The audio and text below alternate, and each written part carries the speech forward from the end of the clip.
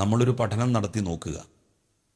ഇപ്പോൾ MDMA കൈവശം വെച്ചതിന്, കഞ്ചാവ് കടത്തിയതിന് ഒക്കെ പിടിക്കപ്പെട്ട ആളുകളെ പരിശോധിച്ചാൽ അവരെല്ലാവരും മദ്രസകളിൽ പോയിട്ടുണ്ട്. സത്യത്തിൽ ഏറ്റവും അധികം ധാർമ്മികമായി മുന്നിൽ നിൽക്കേണ്ടത് മുസ്ലിങ്ങളാണ്. കാരണം മുസ്ലിങ്ങളെപ്പോലെ മതവിദ്യാഭ്യാസം, മതപഠനം, ധാർമ്മിക പഠനം കിട്ടുന്ന മറ്റൊരു വിഭാഗം ഈ രാജ്യത്തില്ല. ഹിന്ദു കുട്ടികൾക്ക് ഒരു തരത്തിലുള്ള മതവിദ്യാഭ്യാസവും അവരുടെ ചെറുപ്പകാലത്ത് കിട്ടുന്നില്ല. അവരോട് ആരാണ് പറഞ്ഞു കൊടുക്കുന്നത്, നിങ്ങൾ കളവ് നടത്തരുത്, നിങ്ങൾ മദ്യപിക്കരുത്, നിങ്ങൾ ഇത്തരത്തിലുള്ള ലഹരി സാധനങ്ങൾ കൊണ്ട് നടക്കരുത് എന്ന് അവർക്ക് ജീവിതത്തിൽ ഒരിക്കലെങ്കിലും ഒരു പുരോഹിതനിൽ നിന്ന് കേൾക്കാൻ കഴിയുന്നില്ല, കഴിഞ്ഞിട്ടുമില്ല.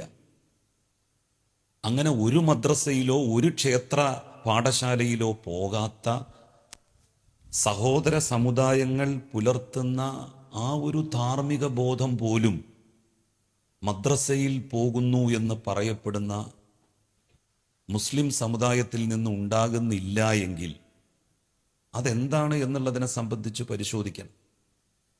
ഞാൻ 10-12 വർഷക്കാലം ഒരു കോളേജിലെ അധ്യാപകനായിരുന്നു. എനിക്കറിയാം ഇവിടെ അധ്യാപകന്മാരുണ്ടാകും. നമുക്ക് സത്യസന്ധമായി നമ്മളുടെ നെഞ്ചത്ത് കൈവച്ചു പറയാൻ സാധിക്കൂ, അച്ചടക്കത്തിൻ്റെ കാര്യത്തിൽ, അധ്യാപകരെ ബഹുമാനിക്കുന്ന കാര്യത്തിൽ മുസ്ലിം കുട്ടികളാണോ? ഇതൊക്കെ മുസ്ലിം കുട്ടികൾക്ക് പാഠശാല മദ്രസകളിൽ നിന്ന് നൽകപ്പെടുന്നുണ്ട്, പറഞ്ഞ് പഠിപ്പിച്ചു കൊടുക്കുന്നുണ്ട് അവരെ. പക്ഷെ അവരാണോ? ഇതൊന്നും ചെറുപ്പകാലത്ത് ആരും പറഞ്ഞു കൊടുക്കാത്ത മറ്റു സമുദായങ്ങളിൽ പെടുന്ന കുട്ടികളാണോ കൂടുതൽ അച്ചടക്കമുള്ളവരായി, അമറുള്ളവരായി കോളേജുകളിൽ, സ്കൂളുകളിൽ നമ്മൾ പഠിപ്പിക്കുന്ന കുട്ടികളിൽ ഉള്ളത്? എന്തോ ഒരു വലിയ തകരാറ് സംഭവിച്ചുകൊണ്ടിരിക്കുന്നു.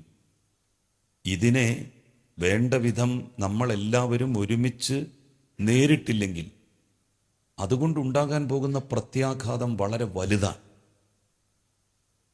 ആ കാര്യത്തിൽ എല്ലാവരും ഒരു ശ്രദ്ധ പതിപ്പിക്കേണ്ടതുണ്ട്. പണത്തോടുള്ള ആർത്തിയാണ്, മോഹമാണ് ഇതിനൊക്കെ പ്രേരിപ്പിച്ചുകൊണ്ടിരിക്കുന്നത്.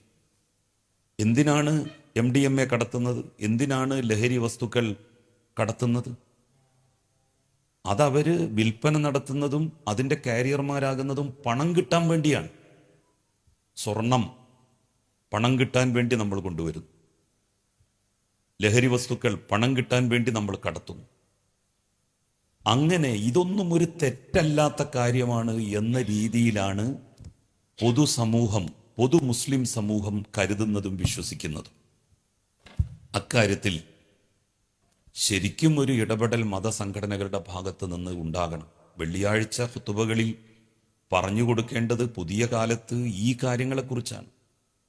ധനത്തോടുള്ള ആർത്തി അവസാനിപ്പിക്കുക, പണത്തോടുള്ള മോഹം ഇല്ലാതാക്കുക. അതുമാത്രമാണ് ഇതൊക്കെ തടയാനുള്ള ആത്യന്തികമായിട്ടുള്ള വഴി എന്ന് പറയുന്നത്. നമ്മൾ ഓരോരുത്തരും നമുക്ക് കഴിയുന്നത് പോലെ മാതൃകകളാകാൻ വേണ്ടി ശ്രമിക്കുക.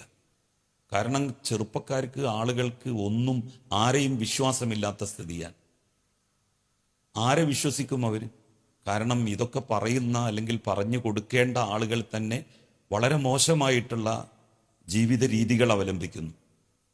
വയല് എന്നൊന്നും പറയുന്നതിനോട് ആളുകൾക്ക് ഒരു മതിപ്പുമില്ല. കാരണം ലക്ഷക്കണക്കിന് രൂപയാണ് വയല് പറയാൻ വേണ്ടി പ്രതിഫലം വാങ്ങുന്നത്. അങ്ങനെ പ്രതിഫലം വാങ്ങി ചെയ്യുന്നതാണ് വയല് എന്ന് വിശ്വസിക്കുന്ന ആളുകൾ, അവർ പറയുന്നതിന് പുല്ലുവില പോലും കൽപ്പിക്കില്ല, പുല്ലുവില. അപ്പോൾ എല്ലാ വിഭാഗം ആളുകളും, ഞാൻ ഒരു പൊതുപ്രവർത്തകനാണ്, ഒരു രാഷ്ട്രീയ പ്രവർത്തകനാണ്, ഞാൻ എന്നാൽ കഴിയുന്ന രൂപത്തിൽ എങ്ങനെയൊക്കെ തെറ്റിൽ നിന്ന് അകന്നു നിൽക്കാൻ പറ്റുമോ അത്രയും അകന്നു നിൽക്കുക. പൂർണ്ണമായിട്ടും അകന്നു നിൽക്കാൻ പറ്റുമെന്ന് എനിക്ക് തോന്നുന്നില്ല. പക്ഷെ മറ്റു ആളുകൾക്ക് ഒരു ബുദ്ധിമുട്ടുണ്ടാക്കുന്ന തെറ്റിൽ നിന്ന് നമ്മൾ അകന്നു നിന്നേ പറ്റൂ. അത് നമ്മൾ സമൂഹത്തെ പഠിപ്പിക്കണം, വളർന്നു വരുന്ന തലമുറയെ പഠിപ്പിക്കണം.